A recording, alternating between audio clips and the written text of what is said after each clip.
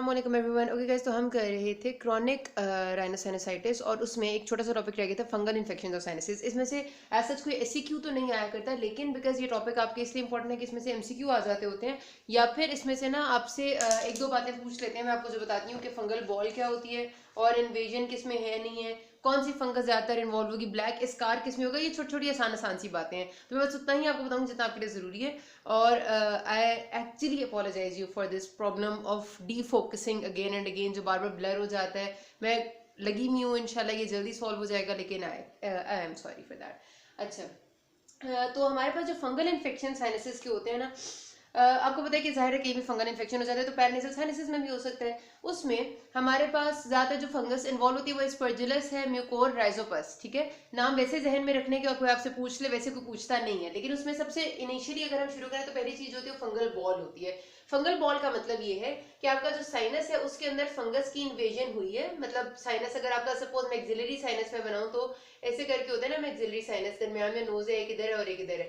तो साइनस के अंदर फंगस गई है और फंगस का जो हाइफी है जाहिर है वो उसने अंदर अपने आप को एक जगह पर इनकॉर्पोरेट किया है, उसने बोन को इरोड नहीं किया। ठीक है, बोनी इरोजन नहीं हुई, किसी भी किस्म का बोन में प्रॉब्लम नहीं हुई, सिर्फ ये कि फंगस ने खुद को जाके अंदर सेटल कर लिया। और जब हमने उस एरिया का एक्सरे या फिर सीटी स्कैन कराया तो हमें एक जिस तरह डेंसिटी मिली, एक डेंस एरिया मिला जो कि साइनस के अंदर था। और वो हमने जब जाहिर सी बात है उसको उसमें जो कोई बायोप्सी लिया, फिर हमने उसको चेक किया तो वो हमें हाइफी ऑफ द फंगस मिले, तो उसको हम फंगल बॉल कहते हैं। याद रखना है फंगल बॉल में कोई इन्वेजन इन द बोन नहीं होती, इवन कोई इन्फेक्शन भी खास किस्म का नहीं होता, हमें किसी एंटी फंगल की भी जरूरत नहीं पड़ती। सिर्फ और सिर्फ हमें सर्जिकली मतलब एक माइनर सी सर्जरी करके हमने इस बॉल को, इस फंगस को जो इनकॉर्पोरेट हुई होती है, जिसने डेंसिटी बनाई होती है, इसको रिमूव करना होता है, दैट्स इट। ठीक है, नथिंग एल्स। तो आपने ये बात ध्यान में रखनी है, इसको फंगल बॉल कहते हैं। ज्यादातर आपका मैक्सिलरी साइनस ही इन्वॉल्व होता है, ये आपसे पूछते होते हैं। ठीक है, कौन सा इन्वॉल्व होता है। जो सेकंड चीज है वो है एलर्जिक फंगल साइनोसाइटिस। अब याद रखना ये हमारे पास एलर्जी के साथ एसोसिएटेड है। ठीक है, जब भी कोई चीज एलर्जी के साथ एसोसिएटेड होती है, एक बात आपके जहन में फौरन आ जानी चाहिए कि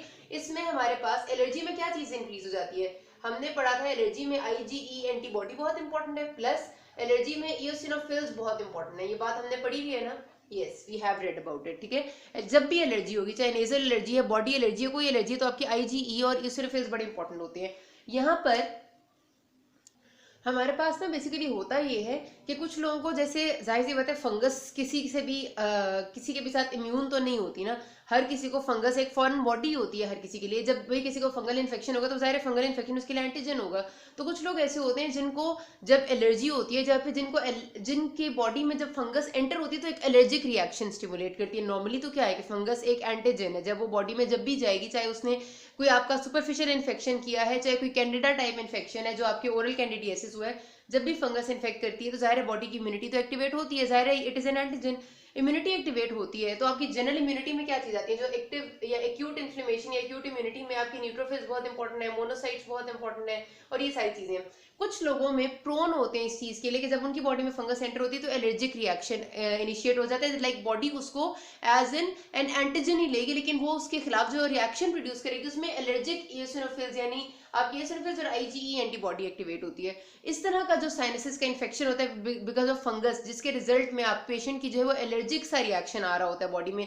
और वो एलर्जिक रिएक्शन किस तरह मैनिफेस्ट करते हैं, जाहिर सी बात है कि नॉर्मल इन्फेक्शन जब भी होते हैं किसी चीज के तो पेशेंट को नॉर्मली साथ फीवर होगा, एलर्जिक रिएक्शन होते हैं तो उसको साथ एरिथमा, रेडनेस, एडिमा, स्वेलिंग होने लग जाती है। उसके साथ साथ पेशेंट को थोड़े बहुत बॉडीली एलर्जी के अर्टिकेरिया टाइप सिम्टम्स भी आने लग जाते हैं। तो इस किस्म की बातें होती हैं। तो बहरहाल इतने बात आपने याद रखनी कि जब फंगस जाती है और वो आपके साइनसेस को इन्फेक्ट करती है और पेशेंट को जो है वो एलर्जिक सा रिस्पॉन्स शो होता है तो उसको हम एलर्जिक फंगल साइनसाइटिस कहते हैं। उसमें आपके पास दो बातें इंपॉर्टेंट है। आपका जब भी एलर्जी होती है ना तो अक्सर कहा आप जब उसको स्टेन करते हैं तो आपको एक स्पेसिफिक लफ्ज लिखा हुआ देखते हैं, शार्कोट लेडन क्रिस्टल्स। ठीक है, शार्कोट लेडन क्रिस्टल्स बेसिकली ना आपके क्रिस्टल्स होते हैं जो कि एसिनोफिल्स के गैलेक्टिन 10 के साथ बनते हैं।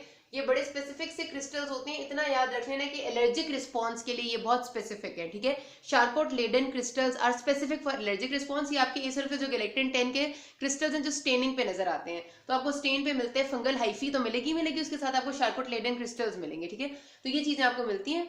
और इसके लिए आपने फिर पेशेंट के हाँ, इसमें भी ना बोन की कोई इरोजन नहीं होती, ये बात आपने याद रखनी। इसमें भी बोन की कोई इरोजन नहीं थी, इसमें भी नहीं थी। तो इस वजह से जब ये वाला साइनसाइटिस होगा तो इन्फ्लेमेशन तो है ही है ना, तो आपको साइनस का म्यूकोजा जगह जगह पर थोड़ा सा थिकन नजर आएगा, डेंस नजर आएगा, क्योंकि म्यूकोजा में इन्फ्लेमेशन है, ये इसिनोफिल्स और इनकी वजह से थोड़ा थोड़ा हाइपरडेंस म्यूकोजा मिलेगा और फंगल हाइफी मिलेगी, जब थोड़ा बहुत आपको कहीं पर हाइफी ऑफ द फंगस इस तरह से मिलता है, ठीक है। और म्यूसिन प्रोडक्शन आपकी बढ़ चुकी होती है, क्योंकि जाहिर सी बात है कि कोई भी एंटीजन जब आता है तो बॉडी उसके खिलाफ ज्यादा म्यूसिन और इस तरह की जो फ्लूइड प्रोड्यूस करने लग जाती है, तो ये सब कुछ आपको मिलता है। आपने इसके लिए ट्रीटमेंट क्या देनी है कि पेशेंट को एंटी फंगल और स्टीरॉइड्स देने होते हैं, और सर्जिकली आपने सारे साइनस को ड्रेन करके एंडोस्कोपिक सर्जरी होती है उससे ठीक करना है, और पोस्ट ऑपरेटिव भी स्टीरॉइड्स देने हैं ताकि इन्फ्लेमेशन रिड्यूस हो। तो प्री और पोस्ट ऑपरेटिव मेडिसिन और सर्जरी रिक्वायर्ड होती है इसके लिए, लेकिन कोई भी इन्वेजन इनटू बोन नहीं होती। फिर अगर आपसे कोई वाइवा में पूछता है ना कि अगर आपको एलर्जिक फंगल साइनोसाइटिस में नजर आए कि बोन जो है वो थोड़ी सी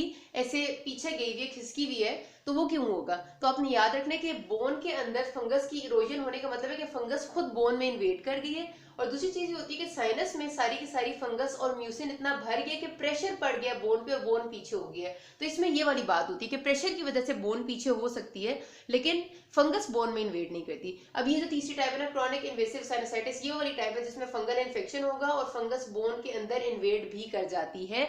आपकी मैक्सिलरी साइनस ही ज्यादा क्योंकि इन्वॉल्व होते हैं, तो मैक्सिला बोन आपकी बहुत ज्यादा इन्वॉल्व होती है, उसके साथ ये आपकी इन्वेजन अप टू ऑर्बिट चली जाती है, आंख को भी इन्वॉल्व कर सकती है, उसकी वजह से कॉम्प्लिकेशन ऑर्बिटल सेल्यूलाइटिस और प्रोक्टोसिस और कुछ ना कुछ हो सकता है। तो इसके लिए इसको भी हमें जो है वो सर्जिकली बहुत जल्दी रिमूव करना पड़ता है क्रॉनिक इन्वेसिव साइनोसाइटिस को, लेकिन ये एकदम होने वाली चीज नहीं है, क्रॉनिकली ही डेवलप होती है। तीसरा है फुलमिनेंट फंगल साइनोसाइटिस, ये आपका एक्यूट प्रेजेंटेशन के साथ आता है। एक्यूट का मतलब ये है कि ये बेसिकली ना it is characteristic of immuno compromise patients. आपके पास सिनेरियो आता है आपके एमसीक्यूज में कि you have an patient of AIDS जो कि 55 ईयर्स ओल्ड मेल पेशेंट है, एड्स का है, उसकी थोड़ी बहुत वो सिस्टेमिक कंप्लेंट्स बताएंगे जिनसे हमारा कोई ताल्लुक नहीं है, और वो आपके पास इस वक्त कंप्लेन के साथ आया है कि उसकी नाक पे एक ब्लैक कलर का निशान, सॉरी उसकी जो कंप्लेन है वो ये है कि उसकी नाक और मुंह में बहुत दर्द हो रहा है, बहुत ज्यादा डिस्चार्ज बह रहा है नाक से, और आपने देखा तो उसकी नाक पे ब्लैक कलर का स्कार है, ठीक है। एड्स का पेशेंट है, ब्लैक स्कार नाक पे प्रेजेंट है, और उसके साथ उसकी नाक और पैराजियल साइनसिस में दर्द हो रहा है। तो आपको याद रखना है कि इम्यूनो कॉम्प्रोमाइज्ड लोगों में फंगल इन्फेक्शन होना बहुत कॉमन है। फंगस और वायरस जो है ना वो खास तौर पे इम्यूनो कॉम्प्रोमाइज पे एक्ट करते हैं, ठीक है। तो आपको वो खास किस्म के फंगस और वायरस आपने अपनी माइक्रो में पढ़े भी होंगे जो स्पेशली एक्ट करते हैं, लेकिन यहाँ पर आपने याद रखना है कि म्यूकोर और एस्परजिलस, क्योंकि आपकी ढिंगरा में लिखे हुए तो ये दो आपने नाम लाजमी याद रखने कि म्यूकोर और एस्परजिलस, ये दो फंगस हैं जो कि आपके इम्यूनो कॉम्प्रोमाइज जो भी लोग होंगे, खासतौर पे एड्स के पेशेंट्स होते हैं, उनमें इफेक्ट करेगा। और ये आपका एकदम से फंगस जो है वो इन्फेक्ट करती है आपके साइनस को और तेजी से बोन को इरोड करती है और ऑर्बिट और नीचे और कहाँ ना कहाँ फैलने लग जाती है, ठीक है।